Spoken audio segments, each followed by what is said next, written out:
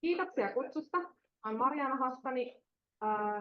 Koulutukseltani on Jyväskylän yliopistossa opiskellut ekologiaa ja ympäristöhoitoa ja ympäristövaikutusten arviointia ja sitä sun tätä. Ja nyt työskentelen tosissaan maiseman ja luonnonhoidon asiantuntijana.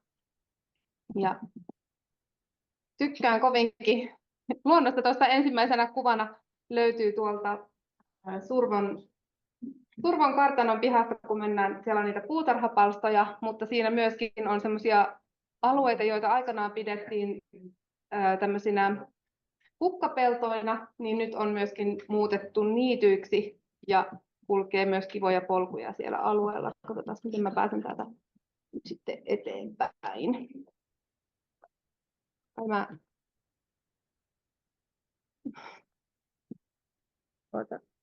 Tuolta. Ihan alkuun tämmöinen toteamus. Taitaa olla joku ihan ikivanha. Yritin löytää alkuperää, mutta en löytänyt. Ehkä kiinalainen sananlasku. Jos haluat kuulla lintujen laulua, älä osta häkkiä, vaan istuta puuhun. Ja itse asiassa tämä väite on hyvinkin paikkansa pitävä. Ja silloin jos lähdetään miettimään, että no mitä se monimuotoisuus oikein on, niin kyllä ne puut on hyvin olennainen osa sitä monimuotoisuutta. Mutta tällä tavalla perustavalla tasolla, jos mietitään, että mitä ihmettä se monimuotoisuus oikein tarkoittaa, niin se monimuotoisuus on erilaisia elinympäristöjä. Kun meillä on erilaisia elinympäristöjä, niin ne ylläpitävät myöskin hyvin monipuolista lajistoa, eli silloin löytyy erilaisia lajeja. Ja mitä enemmän, mitä paremmin niitä lajeja löytyy, niin sieltä rupeaa löytymään myöskin geneettistä rikkautta, mikä on osa sitä monimuotoisuuden määritelmää. No, luennon aiheena oli tosiaankin se, että kuinka me voidaan lisätä sitä monimuotoisuutta, oltiinpa sitten pihoilla tai asuinalueilla tai puutarhoista. Ja mä tähän alkuun kasasin tämmöisiä peruslähtökohtia monimuotoisuuden lisäämiselle. Ja kun aloitettiin sillä, että istuta puu, jos haluat kuulla lintujen laulua, niin jos me voidaan säästää vanhoja puita tai pensaita, niin ne toimii jo hyvin merkittävänä osana sitä monimuotoisuuden säilyttämistä. Toisaalta on tärkeää muistaa, että vaikka kotona tykkäisi siivota, niin luonnossa tarpeetonta siistimistä olisi hyvä välttää. Eli se, että pidetään kaikki paikat tip-top, ei ole ainakaan keino, jolla voidaan sitä monimuotoisuutta kasvattaa. No sitten yhtenä tekijänä myöskin on hieman kaikuu täällä, mutta ei se. Mä yritän saada tätä äänettömäksi. Joo, ei haittaa. On se, että muistettaisiin suosia luonnonvaraisia lajeja. Eli meiltä löytyy aivan valtava valikoima erilaisia lajeja erilaisille ympäristöille. Ja se, että annetaan niiden luonnonkasvien ja kukkien kasvaa ja kukkia, niin todellakin ylläpitää sitä monimuotoisuutta. Mä yritän saada, mutta mä en saa. Mä yritän, mutta mä en saa sitä äänettömäksi. No sitten olisi hyvä, että opittaisiin myöskin tunnistamaan niitä erilaisia kasvupaikkoja. Eli aika helppo on ihmisten huomioida niitä uhanalaisia lajeja. Voidaan käydä listoja läpi, katsoa mitkä lajit on meiltä vähenemässä, mutta se ei yksinään riitä. Se luonnon monimuotoisuuden lisääminen ja ylläpitäminen lähtee sieltä, että myöskin sitä peruslajistoa, niitä kaikkia lajeja, niiden kaikkien lajejen annetaan kasvaa ja elää. No sitten toisaalta meiltä löytyy myöskin erilaisia, mä oon kirjoittanut korvikkeita, eli tämmöisiä pieniä aputapoja. Jos sinulla ei ole sitä vanhaa puuta pihassasi tai ei ole sitä lahopuuta, niin on erilaisia keinoja, joilla voidaan sitten tämmöisiä elinympäristöjä myöskin korvata. Ja En saa tuota pois. Jos lähdetään liikkeelle nyt niistä omista pihoista ja puutarhoista, niin ensimmäinen helppo keino on se, että ylläpidetään harkittua hoitamattomuutta. Jos jossakin kohtaa haluat siivota, niin tee se, pidä siistinä, mutta mieti, löytyykö sieltä omasta pihasta sellaisia alueita, nurkkia, reunoja, tai kenties se paraatipaikka, jossa on juuri sopiva paikka sille niittylajistolle tai niille kukille ja antaa niiden kukkia siellä. No sitten tärkeää on myöskin se, varsinkin tällä tavalla keväällä, kun kevätaurinko ihanasti tuolta porottaa ja lumet sulaa, niin ihmisiä rupeaa hirveästi himottamaan se, että nyt pitäisi saada kaikki kuivat lehdet ja muut haravoitua pois. Mutta se, että jos me hieman maltettaisiin siinä, annettaisiin niiden lehtien olla vähän pidempään, ehkä syksylläkin jopa annettaisiin sinne pihan nurkkaan, jos siellä tilaa on, jätettäisiin sinne se lehtikasa, niin meillä on valtava määrä semmoista lajistoa, joka nimenomaan hyötyy ja tarvitsee niitä lehtikasoja ja niitä alueita, joissa sitten ei ehkä ihan joka kohdassa olekaan haravoitu. Pihasta, jos haluaa monimuotoisuutta lisätä, niin se, että sieltä pihasta löytyisi vaihtelevasti valopaikkoja, varjopaikkoja.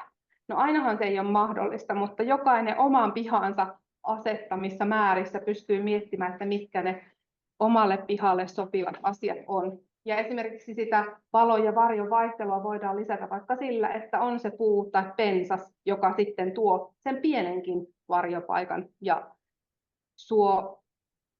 suo sitten elintilaa semmoiselle lajistolle. No sitten, jos siellä pihassa on, varsinkin ei ole suuria vanhoja puita, ei ole niitä lahopuita, niin ihan jo sillä, että laitetaan niitä linnunpönttöjä. Meillä on aika paljon erilaisia kolopesijöitä, lintulajeja, jotka kuitenkin tarvitsisi niitä. Jos ei kolopuita, niin sitten pönttö käy siihen oikein hyvin myöskin siihen pesimiseen. Ja toisaalta voidaan myöskin säästää tämmöisiä talven törröttäjiä. Eli se, että ei siivota syksyllä ihan kaikkia perennoja alas, vaan jätetään sinne ainakin joitakin varsia, koska paljon pieniä ötököitä on semmoisia, jotka saattaa itse asiassa talvehtia tai elää siellä kasvin varren sisällä.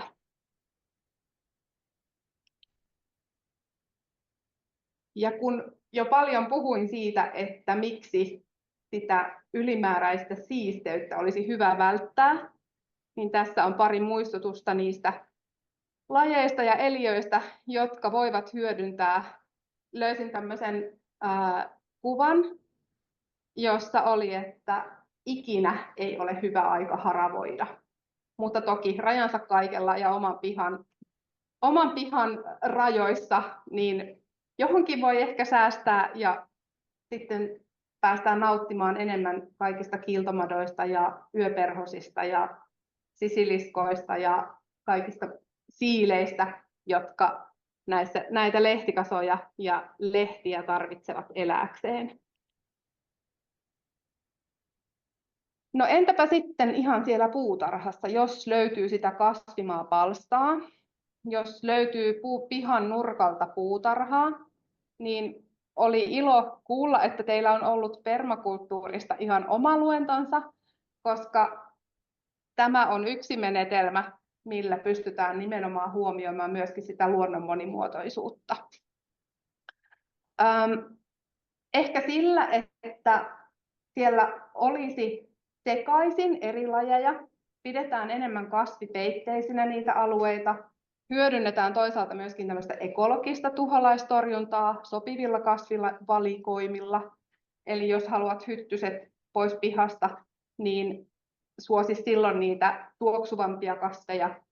Tai jos haluat suojata niitä kaaleja joltain kotiloilta tai madoilta, niin käytä niitä kehäkukkia siellä.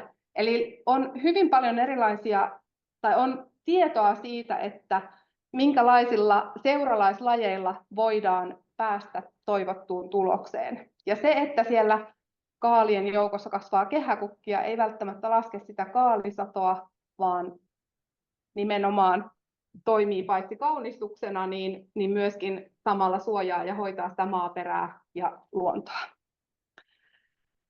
No tuossa kuvassa siinä on itse asiassa kuva meidän kukkapenkistä. Siinä on paljon heiniä. Ne on sinne ihan itsekseen istahtaneet. Sitten meillä on vanha pihapiiri, niin sieltä on löytynyt tämmöisiä akileijoja, jota olen sitten pelastanut ja siirtänyt, mutta antanut myöskin levitä sinne, minne ne tykkää, tai antanut niiden kasvaa siellä, mihin ne ilmestyy. Ja lajiksi olen tuohon väriläikäksi saanut myöskin ilokseni peurankelloja. Peurankello on tämmöinen perinnebiotoppienkin laji, niittyjen laji, mutta pärjää meillä siellä kukkapenkissä, jossa ollaan vähän sekaisin, sikin sokin, ja ei ole semmoista tarkkaan istutettua, tarkkarajaista aluetta. Eli suosittaisiin niitä maatiaislajeja. Suosittaisiin myöskin niitä lajeja, jotka päättää lähteä kasvamaan jossakin kohtaa. Itse olen monesti miettinyt sitä, että onko sillä hirveästi väliä, että kasvaako siellä kukkapenkissä vuohenkello, harakankello vai joku tämmöinen puutarhasta ostettu tuotilaji. Niin ehkä jopa tässä kohtaa monimuotoisuusmielessä ajatellen suosisin näitä harakankelloja ja vaikka sitä peurankelloa, jos sitä löytyy tuolta. Jos mietitään kokonaisvaltaisesti puutarhan hyvinvointia, puutarhan monipuolisuutta, sen terveyden säilyttämistä ja ylläpitämistä, on ehdottomasti positiivisia asioita, että kompostoidaan, hyödynnetään sitä orgaanista ainesta, mitä saadaan puutarhajätteistä. Voidaan käyttää biohiiltä, eli tuottaa sitä tämmöisestä puuaineksesta, mitä ei muuten tarvita. Ja toisaalta muistettaisiin myöskin käyttää niitä katteita, koska ne katteet ylläpitää sitä maaperän kosteutta, suojaa kuivuudelta. Meillä on aika vaihtelevia kesiä, kasvukausia ja suunta ei ole kovin lupaava, vaan todennäköisesti joudutaan entistä enemmän miettimään sitä, että kesällä saattaa tulla tosi pitkiä kuivia jaksoja, jolloin se, että se maaperä on kunnossa ja voi hyvin ja on peitettynä ja kasvipeitteinen, niin se myöskin kestää paremmin niitä ääreviä sääolosuhteita. No sitten, jos halusit sitä varjopaikkaa, edes pientä, niin pihamaalla erilaiset pensaat ja pensasaidat on itse asiassa monimuotoisuuden kannalta todella tärkeitä. Hirveästi on puhuttu, tai ainakin omiin korviin on tullut myöskin se, kuinka varpusten määrä on vähentynyt. Pikkuvarpusten määrä on lisääntynyt, koska se pystyy hyödyntämään paremmin myöskin niitä ihmisten ruokintapaikkoja. Mutta mistä se varpusten määrän vähentyminen johtuu? No, osin siisteydestä, mutta myöskin siitä, että ehkä ihan niin yleisesti me ei myöskään käytetä siellä pihapiireissä enää niitä orapihlaja-aitoja tai muita tämmöisiä piikikkäitä isoiksi pensasaidoiksi kasvavia alueita. Ja sillä on suora vaikutus myöskin näiden lajien selviytymiseen ja lajien monimuotoisuuteen. Ihan yhtä lailla sieltä pihapiiristä voisi löytyä kuusiaitaa, kuusiaidat. Ylipäätään jos olette katsoneet jotakin tämmöisiä pensasaitaryhmiä, niin aika paljon niitä hyödyntävät muun muassa erilaiset pikkulinnut, mutta myöskin pienet eläimet, siilit, jänikset, hiiret, kaikki mahdolliset eliöt. Ja ne toimii tämmöisinä suojapaikkoina. No sitten pihoissa voidaan myöskin miettiä sitä, että voitaisiinko koko pihan niittämisen sijaan hyödyntää tämmöisiä niittämällä avoimena pidettäviä polkuja.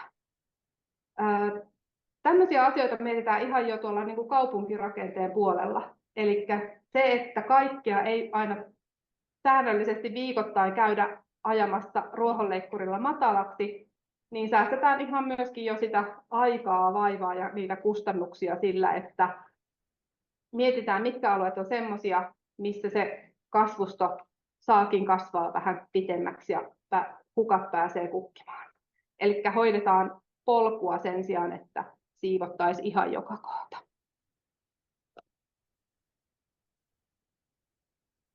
No, ihan yhtä lailla niissä pihoissa voidaan miettiä myöskin puiden kautta sitä monimuotoisuutta. Meiltä löytyy paljon luontaisia kukkivia puita. Tuossa kuvassa on niin ihana keväällä heräävä tuomi, joka kyllä myöskin saattaa jollakin tehdä allergiaa ja nenän niiskutusta tai silmien vuotamista.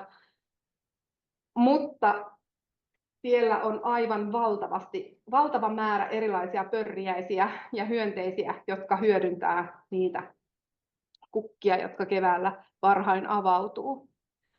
No, tuolta nurkasta löytyy kuva myöskin vaahterasta. Vaahtera on hyvä kukkiva puu, jota hyönteiset pystyy hyödyntämään. Ihan yhtä lailla esimerkiksi lehmukset on tosi mehiläismagneetteja ja saa kimalaiset pökerryksiin. Ja toisaalta osa niistä puista voi olla tämmöisiä niin kuin ihmisten tuotantopuita. Kuvasta löytyy meidän ihan vanha omenapuu. Ja se, että tämmöiset vanhat kukkivat puut, niin kyllä ne on myöskin aikamoisia magneetteja, erityisesti hyönteislajistoa ajatellen, mutta ihan jo lintujenkin vuoksi. Eli pölyttäjille ravintoa tarjotaan näiden kukkivien puiden kautta. Ja nostin tuohon esimerkiksi tämmöisen yhden puulajin, jota ei ehkä aina niin ajatella kukkivana puuna, mutta joka on kuitenkin monimuotoisuutta ajatellen tämmöinen elämänpuu, haava. Ja haavalla tämmöisiä seurannaislajeja on todettu olevan noin 1000 lajia, ja haavasta suoraan riippuvaisia lajeja löytyy 120. Eli aika hurja määrä, kun miettii sitä, että mitä yksi laji voi saada aikaan. Se, että säästetään se haava, annetaan sen haavan kasvaa, niin samalla voidaan pienellä teolla ylläpitää hyvin montaa muutakin eliölajia. No sitten, kun puhuin niistä korvikkeista, jos siellä pihassa ei ole sitä lahopuuta, lahopuutakin voi olla hyvin monenkokoista, monennäköistä. Lehtipuusta tulee nopeammin lahopuuta. Havupuun lahopuukin on tärkeää joillekin eliöille. Mutta jos sitä ei yksinkertaisesti ole, pihasta löytyy ehkä joku puu, löytyy niitä pensaita, jotakin puuainesta, niin voidaan tehdä tämmöisiä korvaavia toimenpiteitä. Ihan samalla tavalla kuin rakennetaan hyönteishotelleja, niin voidaan tehdä myöskin tämmöisiä risuaitoja tai lahopuuaitoja. Eli pieniä, isompia tai pienempiä pätkiä. Tuossa kuvassa on tuolta Jyväskylän yliopiston kulmalta tehty oikein todella komea, maisemallinen elementti isoista rungoista, mutta ihan yhtä lailla se voi olla joku pienempi pätkä, jonne laitetaan myöskin pienempiä risuja. Ja mikä ilahduttavinta, niin se on myöskin tämmöinen pihan siistinäpito mahdollisuus. Eli jos et halua, että niitä risuja ja oksia on joka paikassa, niin kerää ja täytä sitä lahopuuaitaa pikkuhiljaa. Sinne mahtuu, ne painuu hajotessaan, mutta toimii myös todella monelle hyönteiselle ja sienelle ja kääville ja kaikenlaisille eliöille tämmöisenä elinympäristönä. Onko mitään paikkaa, missä se olisi huono tai niin vaikka kasvimaan tai jossain? Onko missään haitallinen kasvustolle tai No ajattelisin, että lahopuuaita on huono ainoastaan, jos satut tekemään sen jonkun harvinaisen kasvilajin päälle, ja se on pieni esiintymä. Samalla tavalla kun puhutaan lahopuista, niin aika usein tulee se ajatus, että voi ei, nyt ne tuholaiset on täällä ja ne leviää ja kaikki puut kuolee. Mutta se ei ole totuus, se ei ole koko totuus ainakaan, koska siellä lahopuussa, myöskin puussa, joka kuolee jonkun tuhohyönteisen aiheuttamana, niin sen tuhohyönteisen tekojen jälkeen, kun se puu lähtee lahomaan ja on kuollut, niin siellä todennäköisesti siinä samassa puussa kasvaa tai elää myös niitä tuhohyönteisille luontaisia vihollisia. Eli samalla tavalla näkisin myöskin siellä puutarhassa tai pihassa, että jos pystyt sen risu- tai lahopuuaidan tekemään, niin todennäköisesti siinä samassa paketissa saattaa tulla myöskin joku sellainen laji, joka sitten pitää jotain toista tuholaista kurissa. Eli kallistuu sinne paremman puolelle kyllä. Ja ehkä sekin, että me ei aina tiedetä ihan kaikkea. No pystytuet, niin onko ne käsitelty ne maanalaiset osat, tervattu tai hiilletty tai Nyt en osaa sanoa tuosta yliopiston aidasta.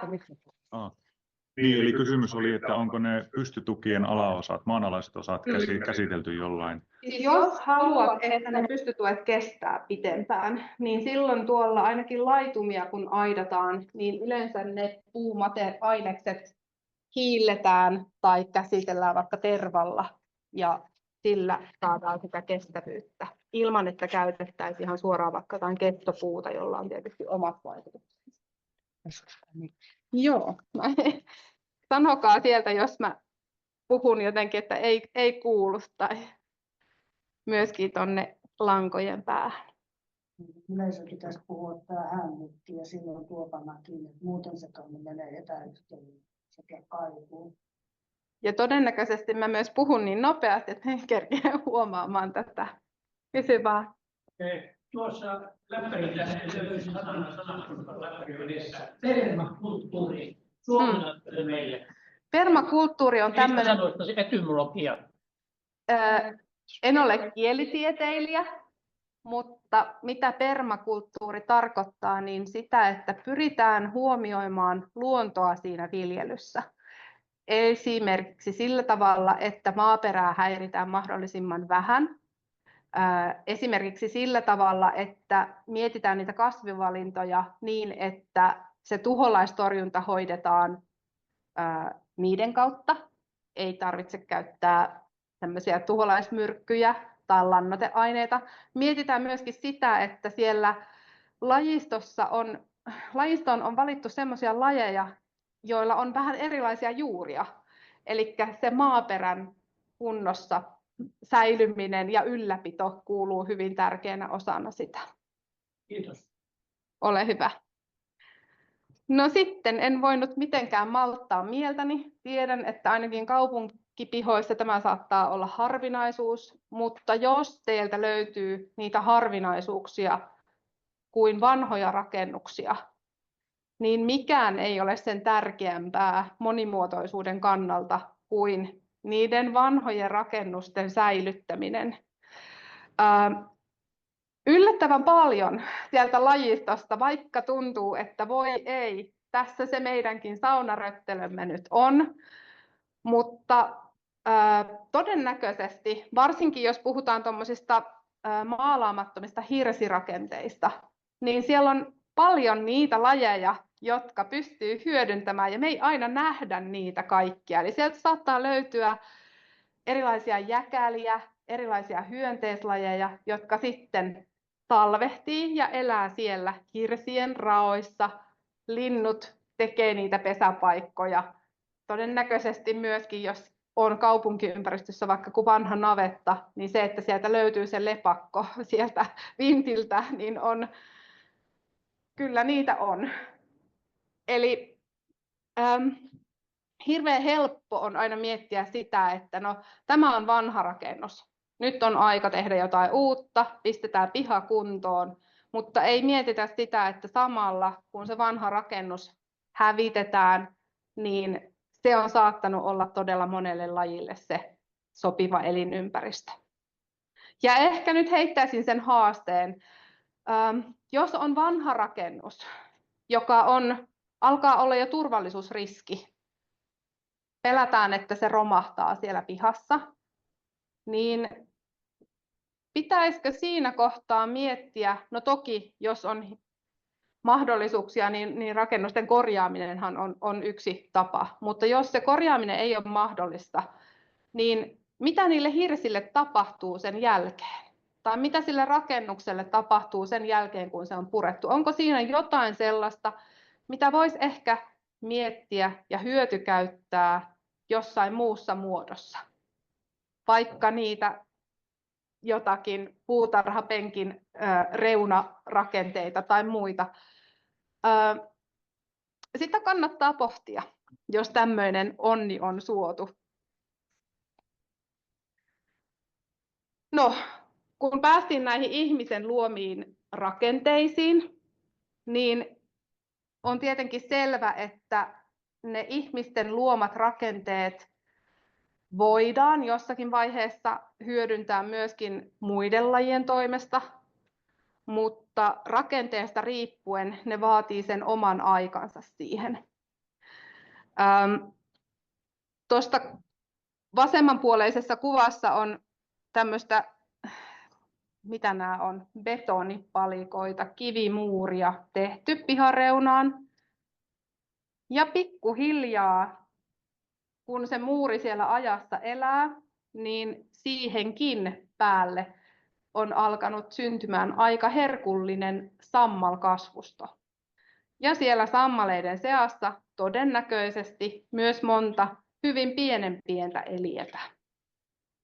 Toinen kuva, tuo oikeanpuoleinen, on tämmöisestä vanhasta piharakennuksesta, jossa olikohan siinä taisi olla tiilikatto tehty.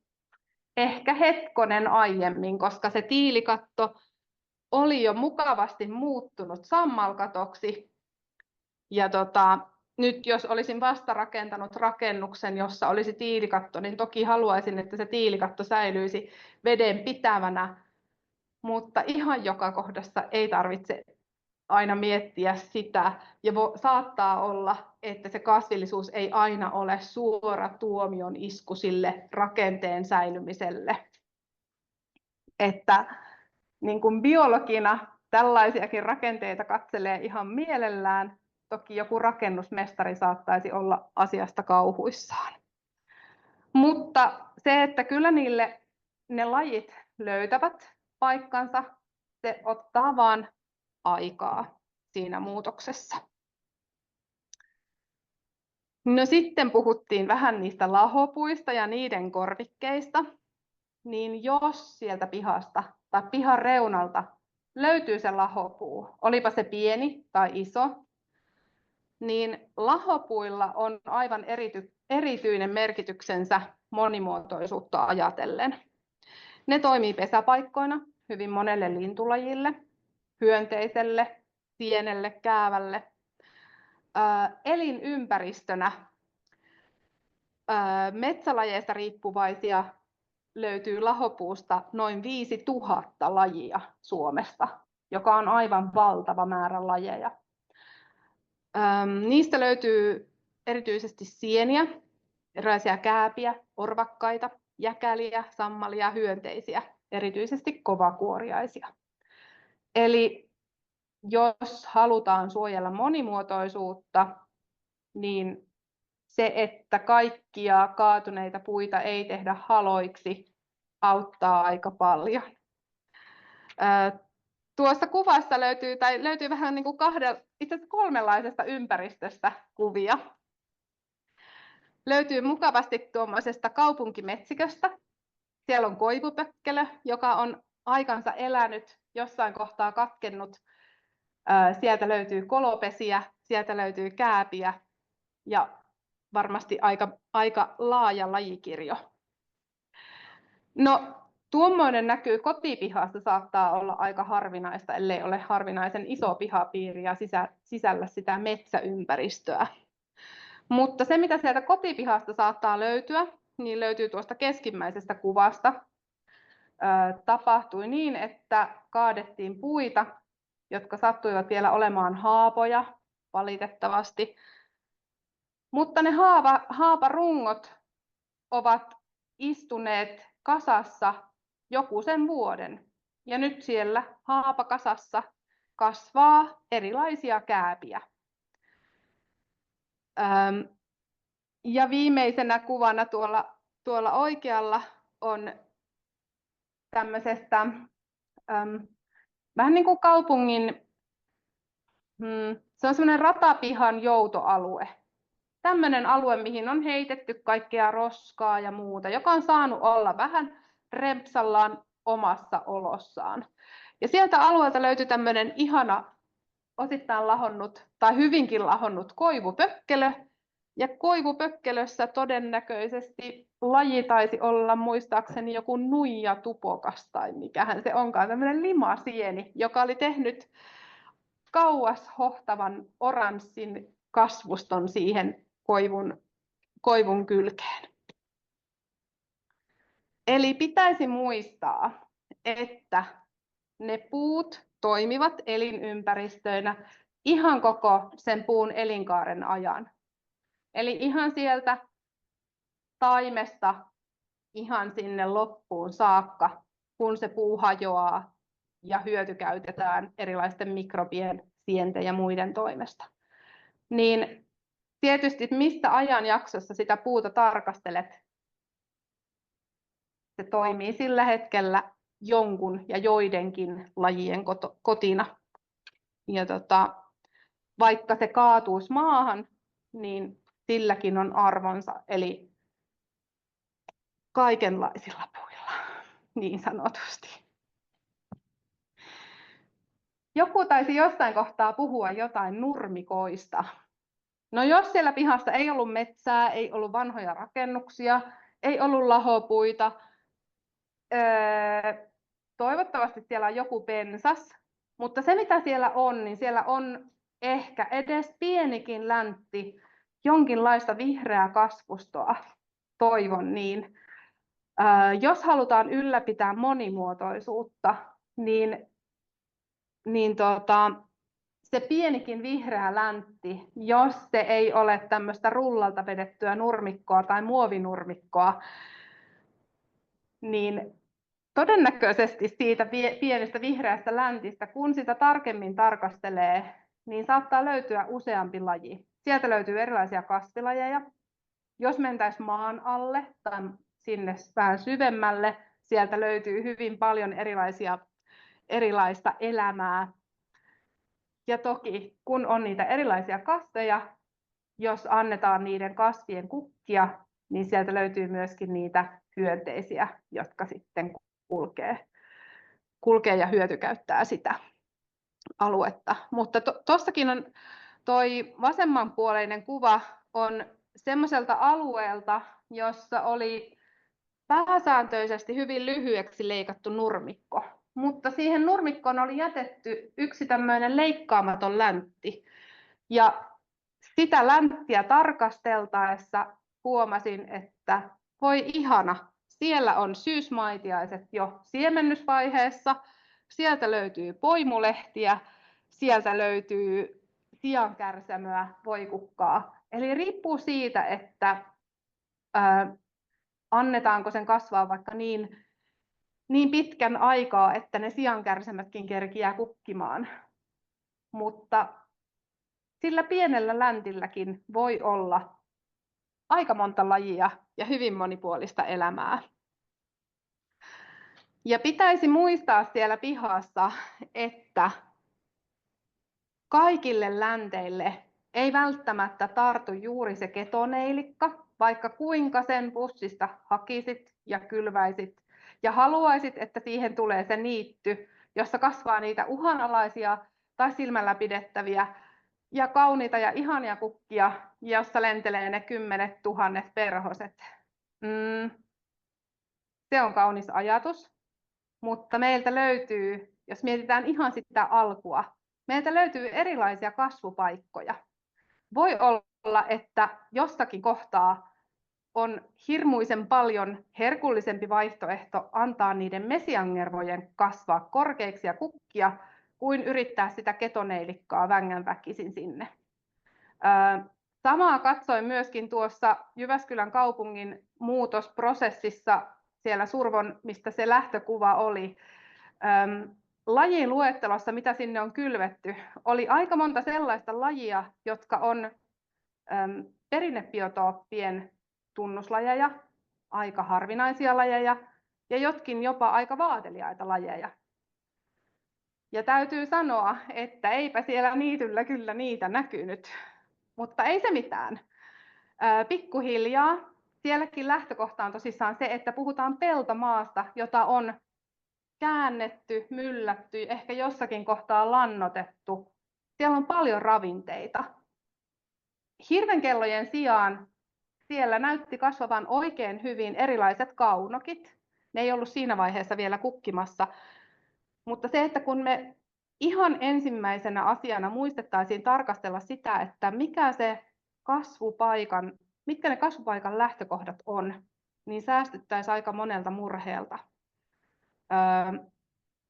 Ihan yhtä lailla, kun jollekin voi olla hieno se nurmikko, jossa on mukava kävellä, niin joku toinen saattaa ilahtua siitä, että onkin se kuiva kohta, johon on ihan itse päättäneet kasvaa tuossa oikealla kuvassa näkyvät huopakeltanot.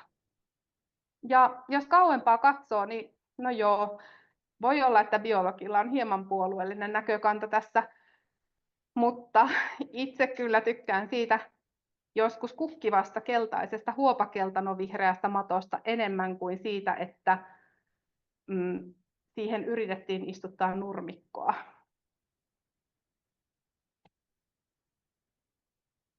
Ja tässäpä se on todistettuna tai todettuna.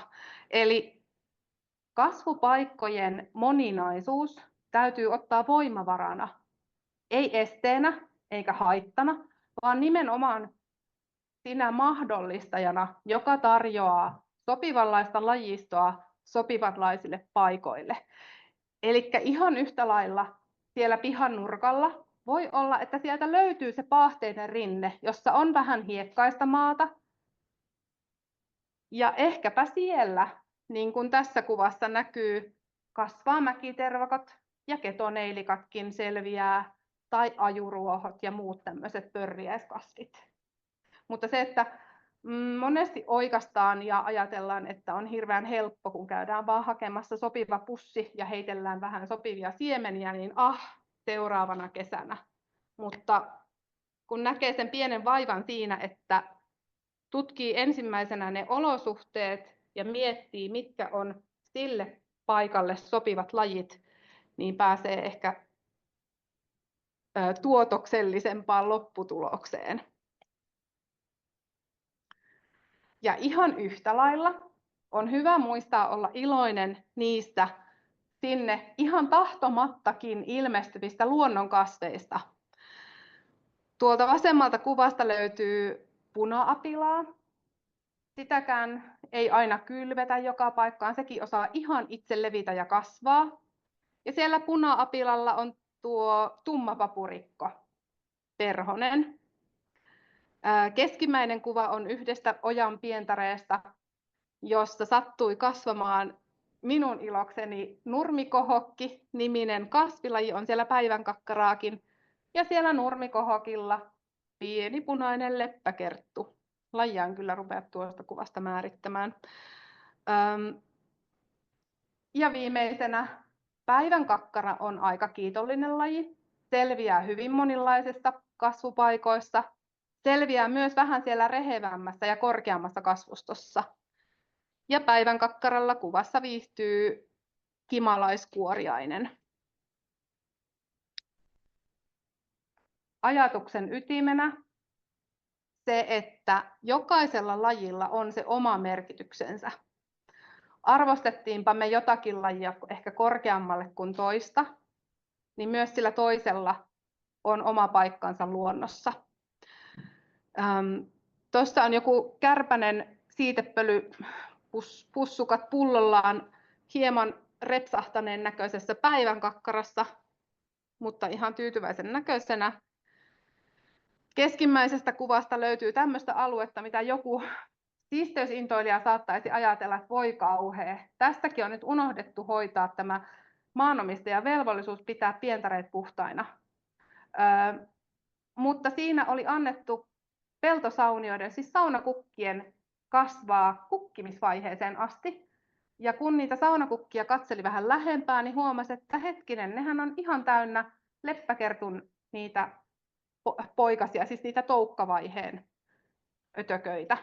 Siinä yhdessä kukassa näkyy niitä. Ja kun tunnistetaan se, mikä merkitys leppäkertulla on siellä puutarhan hyödyttäjänä, niin voidaan kyllä olla aika iloisia siitä, että ne leppäkertun esiasteet oli nimenomaan runsain joukoin tuolla sauniokukintojen joukossa. Ja sitten en muista enää mistä, jostakin, kun aina kyykistelen ja kumartelen vähän milloin minnekäkin, niin saattaa löytää myös niitä semmoisia vähän hauskempia lajeja. Tuossa oikeanpuolimaisessa kuvassa on tämmöinen oliko se nyt sulkaperhonen, en tiedä mikä laji, mutta monimuotoisuutta ajatellen oikein hauska ja mukava yllätys, että sellainenkin tuli vastaan.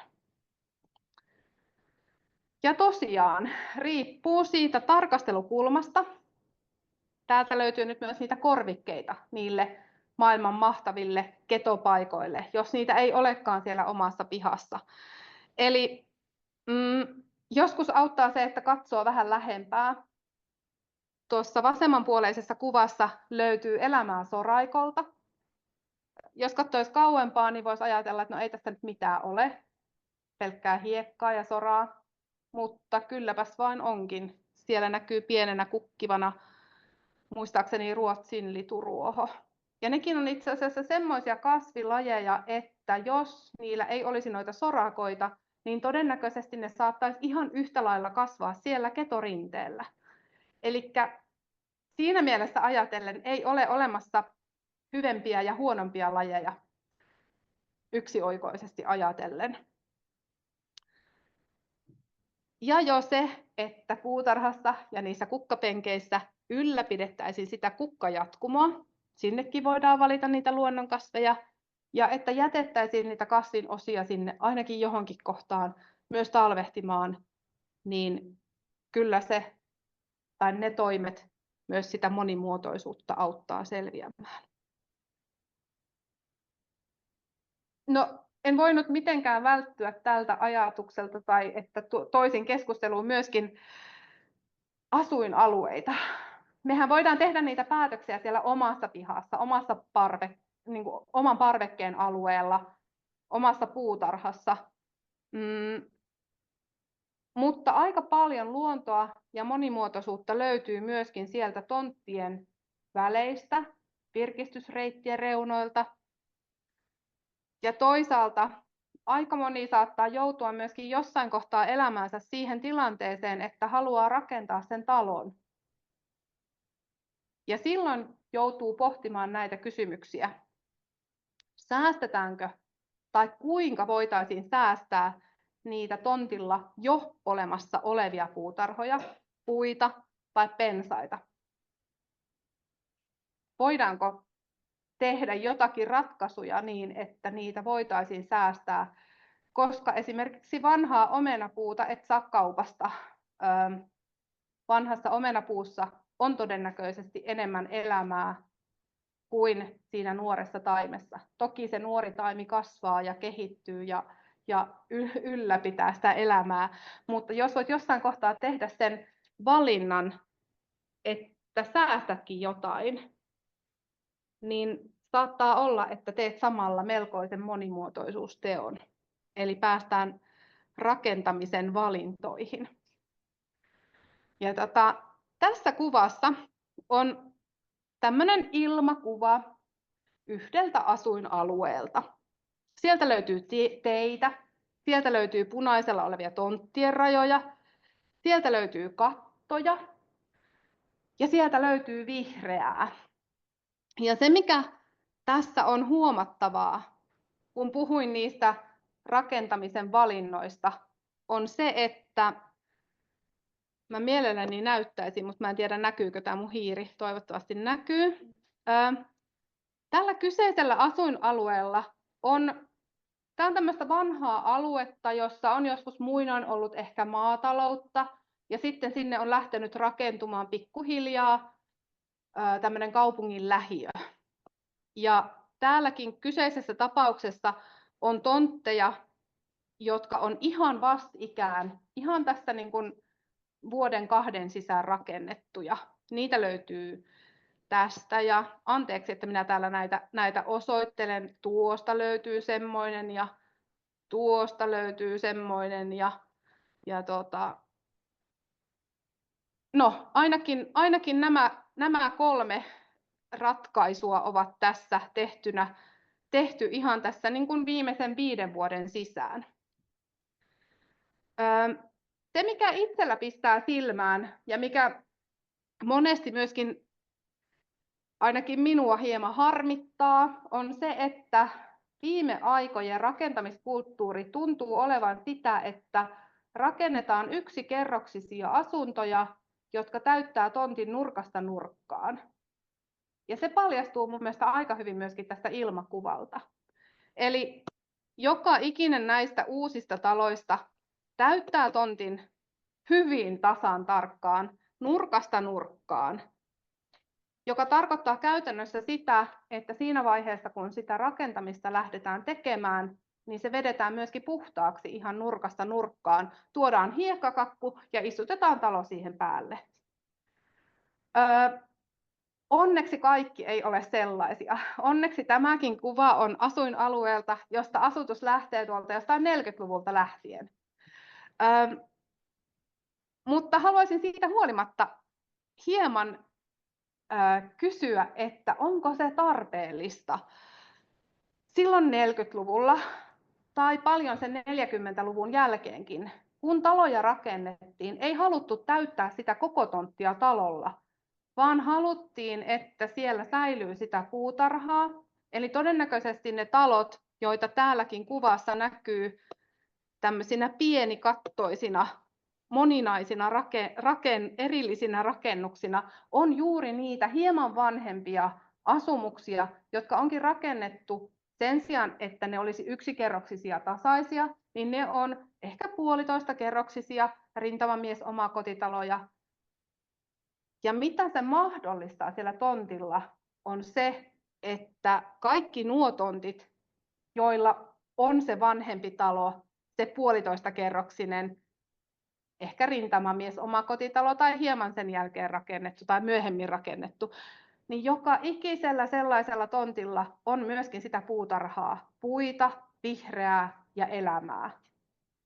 Siellä kuuluu lintujen laulu ja todennäköisesti sieltä löytyy aika monenlaisia herkullisia kasvilajeja, puhumattakaan hyönteisistä tai muista. Ja mä jotenkin toivoisin, että tulevaisuuden rakentajat uskaltaisivat ottaa sen riskin ja rakentaa sinne talonsa niitä rappusia.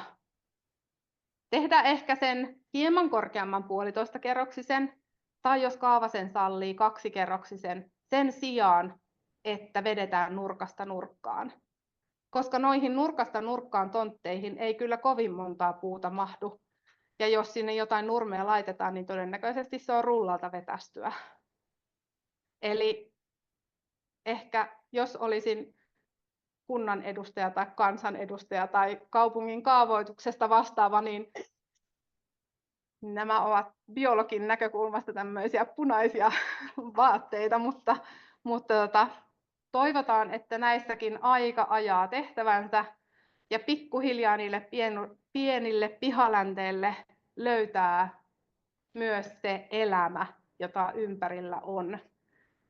Mutta niin kauan kuin sitä ei vielä ole, niin olen todella iloinen, että niitä pihoja ja puutarhoja sieltä ympäriltä löytyy.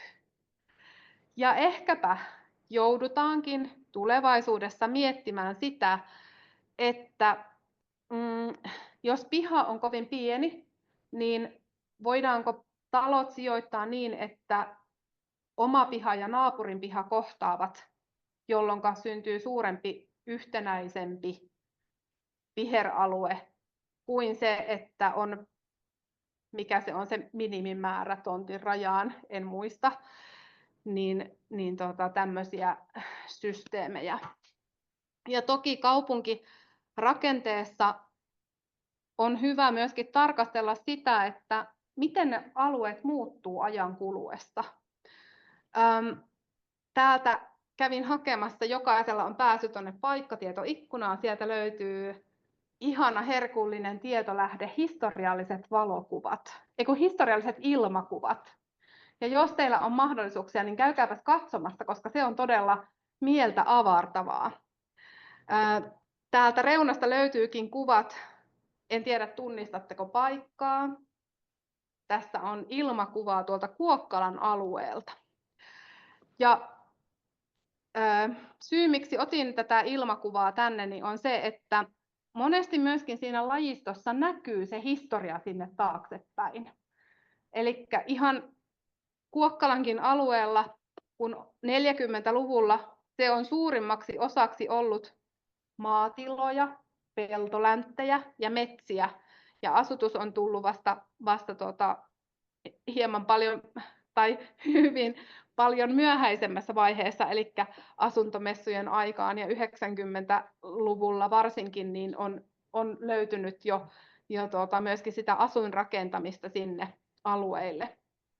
Ja mitä sieltä näistä ilmakuvia toisiinsa vertailemalla voidaan huomata, tässä on siis kuvat vuodelta 1943, 1995 ja ihan viime vuosien vuoden 2023 ilmakuva. Ja se, mitä kaupunkimaisemassa pitäisi myöskin miettiä, niin on se, että monimuotoisuuden ja lajien säilymisen näkökulmasta olisi hyvä, että niitä viheralueverkostoja, viheryhteyksiä pyrittäisiin säästämään ja suojelemaan. Ei välttämättä suojelualueeksi perustamalla, mutta ihan kaavoitusratkaisuilla siinä, että ihan joka metsään ei tarvitse taloa tehdä ja voidaan keskittää sitä asumista, jolloin sitten pystytään myöskin joitakin kohtia ehkä säästämään tämmöisiksi viheralueiksi ja virkistysalueiksi. Mutta toki, jos mietitään niiden muiden lajien näkökulmasta, niin kyllä tämä myöskin herättää huolta siinä, että miten ne lajit säilyy, ehkä lajista riippuen. Osa siirtyy helpommin, pystyy lentämään alueelta toiselle, osa vähän heikommin. Voi olla, että joku ei mitenkään. Ja mikä näkyy myöskin tästä Kuokkalan kuvasta, niin on se, että kun asuinrakentamista tiivistetään, niin valitettavasti se monesti näkyy myöskin siinä, että ne viheralueet pienentyy, sirpaloituu. Mikä herättää kysymyksen siitä, että voitaisiinko sitä sirpaloitumista vähentää säästämällä niitä kulkuyhteyksiä. Koska mulla sattuu olemaan koira ja mä kiitos koiran ihan joka päivä käyn jossain ulkona ja lenkillä ja aika montakin kertaa. Ja samalla pystyy katsomaan niitä ja mahdollista muuta elämää ja kuuntelemaan, niin on huomannut sen, että aina luonto ei vaadi sitä, että meillä olisi laajoja erämaisia alueita tai kansallispuistoja, vaan voi olla, että se pieni virkistysreitin ja pihan välinen ryteikkö ylläpitää itse asiassa hyvinkin monenlaista elämää. Ja ehkä niitä säästämällä ja jättämällä ja miettimällä, että voisinko kuitenkin jättää tämän reuna-alueen tähän olemaan, niin pystytään myöskin ylläpitämään sitä, että lajit pääsee liikkumaan ja ne tavallisetkin lajit säilyy. Tässä on kuva tuolta Muuramesta. Siellä on tämmöistä aluetta, mikä rajautuu asuinalueeseen ja metsään. Ja se on vanhaa maatalousaluetta, joten sieltä löytyy tämmöisiä vanhoja peltoalueita ja toki puustoisia alueita ja metsäalueita. Sieltä myöskin näkyy se, että ihmiset mielellään hyödyntävät niitä alueita virkistyskäyttöön. Siellä on asukkaiden toimesta hoidettu niittämällä avoimena tämmöistä polkua sen vanhan peltoalueen läpi, joka on tällä hetkellä semmoista heinäniittyä. Ja kun se polku on sinne avattu, niin sitä polkua hyödynnetään ihan päiväkoti-ikäisistä lähtien siinä, että päästään sieltä asuinalueelta tai koululta sinne metsään. Ja ehkä tämä polku nostaa myöskin sen kysymyksen siitä, että vaikka itsekin tykkään kyllä pyöriä vähän siellä sun täällä ja ilahdun aina kun löydän jotain hieman erikoisempaa, niin monimuotoisuuden kannalta saattaisi jossain kohtaa olla myöskin parempi se, että on niitä ohjattuja kulkureittejä. Koska silloin kun meillä on niitä opastettuja kulkureittejä, ohjattuja kulkureittejä, voidaan sopivasti myöskin säästää niitä vähän herkempiä alueita tai ehkä jopa säästää sitä lahopuuta siellä metsässä enemmän, kun ei tarvitse pelätä, että se nyt kaikkien päälle kaatuu, jos se reitti on opastettu jostain toisesta kohtaa. Eli ihan joka puun lahopuun alta ei ole pakko kävellä, vaan voitaisiin kaupunkisuunnittelulla miettiä sitä, että liikkumista ihmiset tarvitsee, sitä luontoon pääsyä ihmiset tarvitsee, mutta sitä kannattaa myöskin ohjata.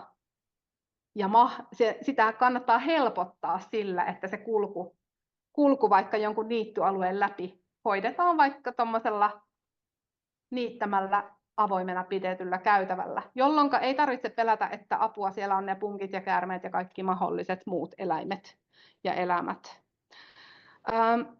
Myöskin sillä, miten niitä puistoja, pihoja, puutarha-alueita, miten niitä oikein sijoitellaan siellä kartalla. Säästetäänkö johonkin jotakin? Ja apua, minulta kohta loppuu aika, mutta jos mietitään niitä asuinalueiden monimuotoisuuspankkeja, niin ehdottomasti erilaiset pienvesikohteet toimivat sellaisina. Lähteet, purot, norot, jopa ojat ja ne suurempien vesistöjen rannat, ne ylläpitää hyvin moninaista elämää. Ja niille on erikoistunutta lajistoa, mutta ne ehkä vaatii sitä, että niiden myös annetaan olla ihan rauhassa. Ei käydä napsasemassa jokaista lahopuuta alas, vaan annetaan sen tuomipusikon tai muun ryteikön kasvaa siihen, koska todennäköisesti se silloin palvelee myöskin muuta siellä asuvaa lajistoa enemmän. Ja kun päästiin niihin ryteiköihin, niin tässäpä sitä onkin kunnolla. Tuo vasemmanpuoleinen kuva on paikasta, josta koirani päätti lähteä lenkille. Siinä piti hieman taivutella ja miettiä, että mennäänkö me, kun on pieni koira, niin että mennäänkö me samalta puolelta puuta. Mutta kyllä me sieltä selvittiin ja voi mikä ihana mustarastaiden laulu siellä keväällä kuuluikaan. Keskeltä löytyy kuva siitä. Sieltä löytyy keväällä siinä vaiheessa, kun siellä ei ole vielä lintu pesimässä, eli se on edellisen vuoden pesä, niin lintu on tehnyt sinne oksan hankaan, sinne ryteikköön sen pesänsä. Ja oikealla kuva siitä, että ihminen voi olla ihan rauhassa, kun pääsee kulkemaan sitä polkua ja antaa niiden ryteiköiden olla rauhassa siinä vähän sivummalla. Eli kun meiltä löytyy niitä alueita, mistä löytyy sitä lehtipuuta, monesti ne on hyvin pienialaisia kuitenkin loppupeleissä. Ne ei ole valtavia laajoja alueita, vaan ne saattaa olla aika pieniäkin kohteita, mutta niiden merkitystä ei sovi aliarvioida. Ja tässä onkin muutama ihan tältä keväältä otettuja kuvia. Eli yhtä lailla kuin siellä puistoryteikössä, niin myöskin siellä piharyteikössä, siellä pensaiden alla, näin keväällä sieltä ihanasti paljastuu vasemmalla kuvassa olevat punamaljakkaat, jotka hyötyy tämmöisestä lehtilahopuusta ja siitä lehtiaineksesta, mitä siihen maaperään on jäänyt. Sitten oli muistaakseni, olikohan se lohiorvakka, tämmöinen yksi kääpälaji tuossa keskimmäisessä kuvassa. ja ihan se peruspökkelökääpä. Eli muistetaan se, että niitä lajeja on paljon erilaisia ja ne vaatii erilaisia kasvupaikkoja. Ja aika monet lajit vaatii myöskin niitä ryteiköitä ja sitä rehevyyttä. Mutta siinä, missä me ylläpidetään sitä rehevyyttä ja annetaan kaiken kasvaa ja kukkia, niin täytyy olla myöskin tarkkana. En tiedä, kuinka moni erottaa tuolta kuvasta, mutta siinä on ainakin 2 vieraslajia. Anteeksi, 3 ainakin, mutta tuossa kuvassa keskellä kaiken tuon vihreyden joukossa on aika mehukkaan kokoiset jättiputken lehdet. Eli älkää menkö siitä läpi. Tässä kasvuvaiheessa välttämättä ihan jokainen ei sitä huomaa. Sen huomaa sitten, kun siinä on ne kukkavanat. Mutta toivoisin, että useampi sen huomaisi, koska kyseessä on tosiaan haitallinen vieraslaji. No sitten kuvassa näkyy jo, että onhan siellä lupiiniakin ihan siemennysvaiheessa. Ja tuolla takana tämä on semmoisen vanhan talon puutarhan reunaa ja kadun vartta. Ja kaupunki kävi toteamassa, että ei kuulu jättiputki meidän vastuulle, koska se on kiinteistön omistajan puolella. Eli eivät torjuneet sitä, mutta näille täytyy jotain tehdä. Eli siellä, missä on ihmistoimintaa, niin valitettavasti löytyy myöskin paljon niitä vieraslajikasveja. Todella monella lajilla on haitallisia vaikutuksia, ja sillä vieraslajien torjunnalla samalla suojelet myöskin sitä luonnon monimuotoisuuden säilymistä. Ihan nopeasti. Joka paikka, mikä on monimuotoinen, ei välttämättä näytä samalle. Eli yhtä lailla meillä voi olla jossakin kohtaa, tämä taitaa muistaakseni olla tuosta ylistörinteen vähän sinne toiseen suuntaan, niin meillä on hyvin paljon erilaisia luontotyyppejä. Harjujen paahderinteet on uhanalaisia, niiden määrä on vähentynyt ja ehkä juuri sen takia, että ne monesti kasvaa umpeen, niiltä on kaadettu puustoja. Silloin ne harjuille sopivat kasvilajit ei enää säily siellä. Tuollakin puolukat ja sianpuolukat en ole käynyt katsomassa niin tarkkaan, onko siellä ajuruohoja tai muita, mutta kissankäpälät ja muut näistäkin paikoista kyllä todellakin välittäisivät ja tykkäisivät. Se luonto voi olla myöskin osana sitä rakennettua ympäristöä. Eli kuten kuvassakin näkyy, siinä on kankaan vastarakentunutta asuinaluetta, joka pitää sisällään vanhaa hienoa tehdasympäristöä, mutta myöskin hyvin paljon sitä ihmisen muovaamaa aluetta. Niin sielläkin voidaan paikka paikoin niillä ratkaisuilla ylläpitää sitä monimuotoisuutta. Niin kuin tuossa kuvassa se, että se puro ei kuljekaan jossain kourutetussa ojassa, tai tämmöinen niin kuin hulevedet ei välttämättä kulje kourutetussa ojassa tai viemäriputkia pitkin, vaan sen sijaan mietitäänkin se kohta, missä voidaan niiden vesien antaa kulkea luonnonomaisesti. Eli vaikka tässä on kyseessä rakennettu ympäristö, niin sinne on kuitenkin pyritty tekemään tämmöistä korvaavaa toimintaa kivin kasvivalinnoin. Ja ehkä ne hyönteiset ja muut, myöskään ne kasvilajit ei aina tiedä sitä, että mikä se alkuperä siinä on. Eli voi olla, että näillä ensiapulaastareilla voidaan jossakin kohtaa myöskin pelastaa jotain. Sillä esimerkiksi, että valitaan sinne kasvillisuuteen niitä luontaisia lajeja ja toisaalta mietittäisiin sitä jatkumoa siitä ja mietittäisiin niiden puiden kohdalla, voisiko jossain kohtaa ehkä säästää niitä vanhojakin puita. Tämän nostan sen takia, että varsinkin tuolla Virossa puistoissa näkyy tosi paljon vanhoja puita. Ja sitten kun me tullaan tänne, niin tuntuu, että kun puu tulee vähän vanhemmaksi, niin se kaadetaan, koska se voi olla turvallisuusuhka meille ihmisille.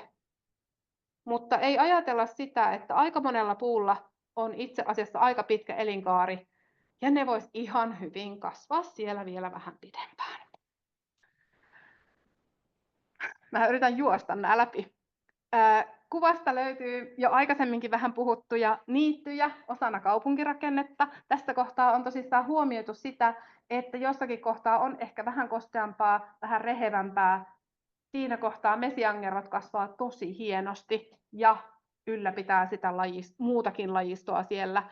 Sitten toisaalta voi olla niitä alueita, ihan vaikka se virkistysreitin vieressä, jossa on sopiva paikka antaa niiden niittykukkien kasvaa ja kukkia. Kuva Muuramesta, ja siellä oli tosi paljon erilaisia kaunokkeja ja jopa peurankelloakin siellä. Täytyy muistaa ne reunavyöhykkeiden mahdollisuudet. Tuossa on kuvassa kevätjäiltä, tai kun jäät oli sulamassa, niin rannasta. Ja rannassa oli onneksi myöskin pajuja.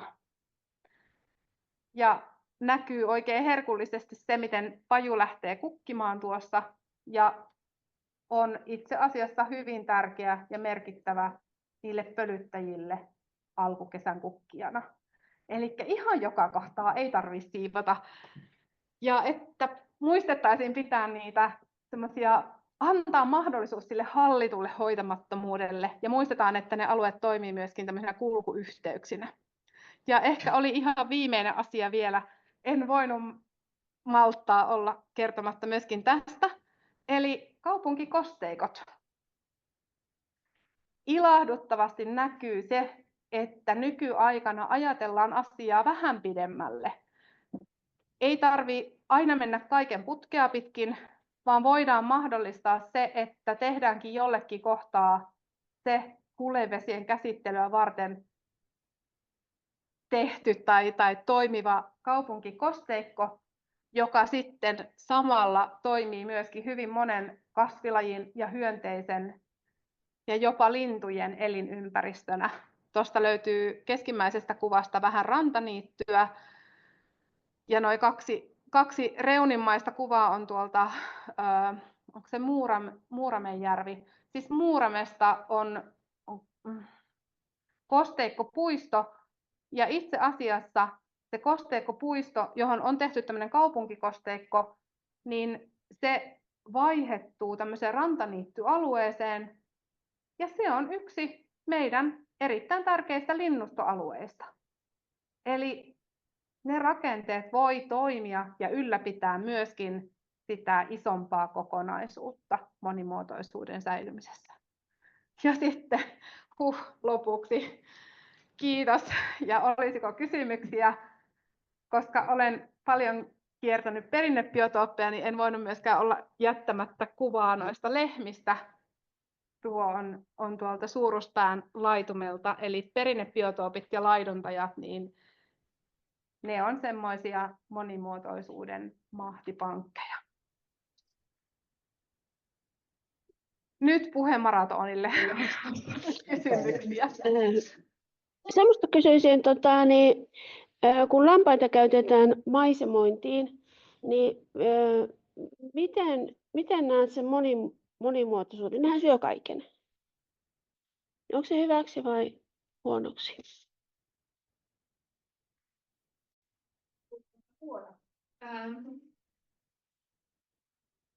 Kaiken kaikkiaan ajatellen sanoisin, että enemmän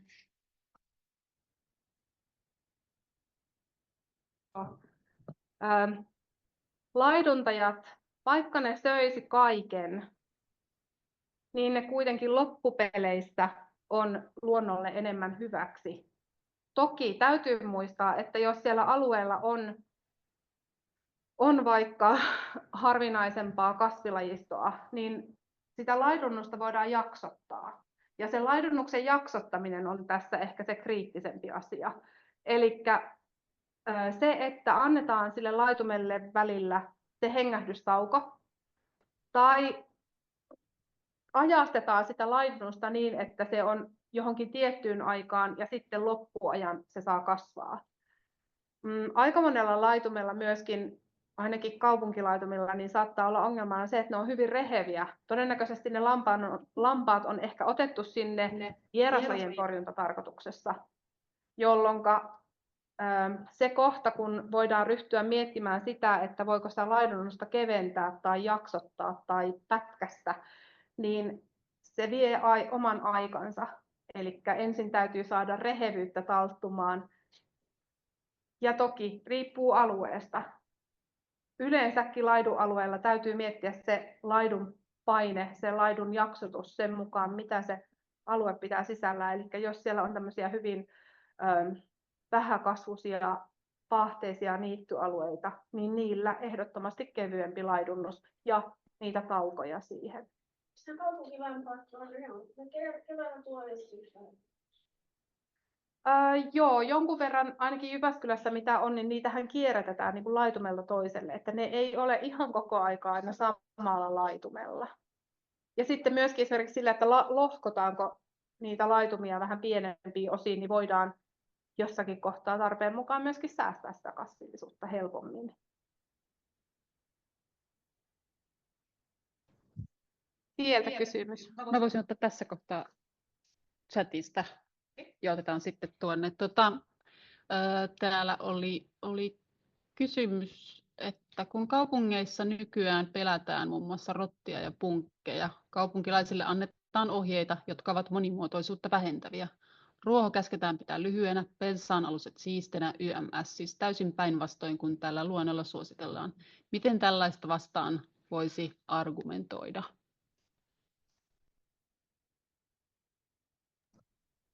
Olen joskus nähnyt tämmöisen, sanotaanko niitä meemikuviksi, kuvan voikukkapellosta ja siihen on laitettu kyltti, että anteeksi, olemme täällä mehiläisiä varten. En tiedä toimiiko se samalla tavalla rottien ja punkkien ja muiden kanssa, mutta loppupeleissä jokainen pystyy siinä omassa pihassaan tekemään kuitenkin itse niitä ratkaisuja. Toki puhutaan siitä, että ei saa ylläpitää vaikka jotain rottakantaa. Ehkä siinä kohtaa voi miettiä, mitä sinne kompostiin laittaa ja minkälainen komposti on.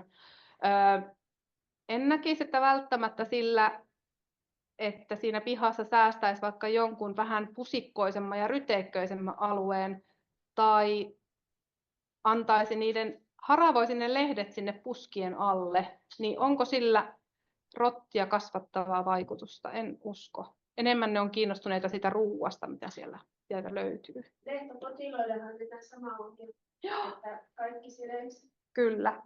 No, lehtokotiloiden kanssa monimuotoisuutta ajatellen niin hankkisin ankkoja, mutta joka kohdassahan se ei ole mahdollista.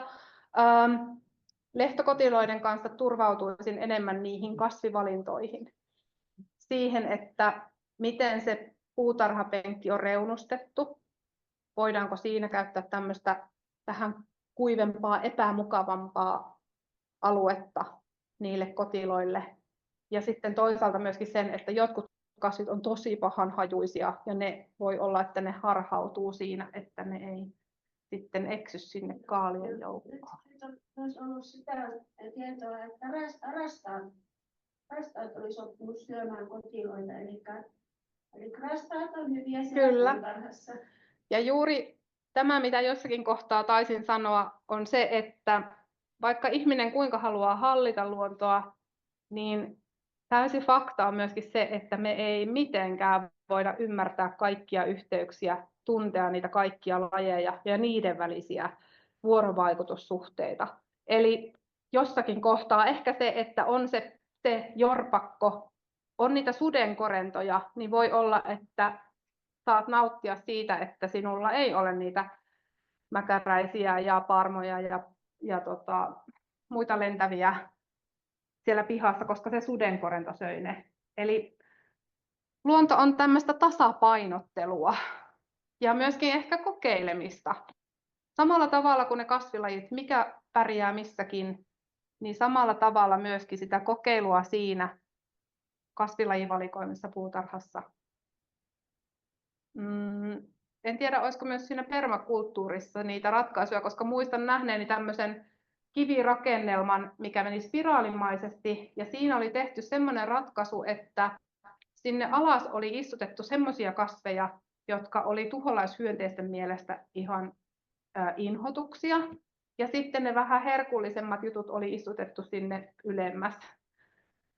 Toimiiko se? En osaa sanoa, mutta ainakin ehkä kokeilisin sen toimivuutta. Tuohon kommenttina noihin lehtokoteiluihin, että muistelen, että oliko Lahden suunnalla todettu jotain virustautia, joka olisi iskenyt lehtokoteloihin. Eli just kun puhuit tästä luonnonomasta, että se voisi olla sitten yksi, mitä ehkä jollain tavalla voidaan siitä odottaa, että olisiko se myös ratkaisut. Jyväskylässäkin on paljon alueita, missä on todella paljon lehtokotiloita, mutta se olisi hienoa, että siihen löytyisi tämä luonnon oma keino. Kyllä, ja sitten myöskin ehkä se, että monesti tykätään jakaa puutarhasta toiseen kasveja, niin ehkä siinä kohtaa voi miettiä, että pesenkö sen kasvin juurakot, vaikka jos se on tulossa sieltä lehtokotiloalueelta. Ja varsinkin itsellä aina silmiin sattuu myöskin ne, kun auliisti pyritään jakamaan kaikenlaisia vieraslajeja niihin muihinkin pihoihin, jotka hirveän hyvin kasvaa, niin ainakin siinä kohtaa semmoinen pieni vastuullisuus siitä, että mitä olikaan tekemässä, niin olisi kyllä paikallansa.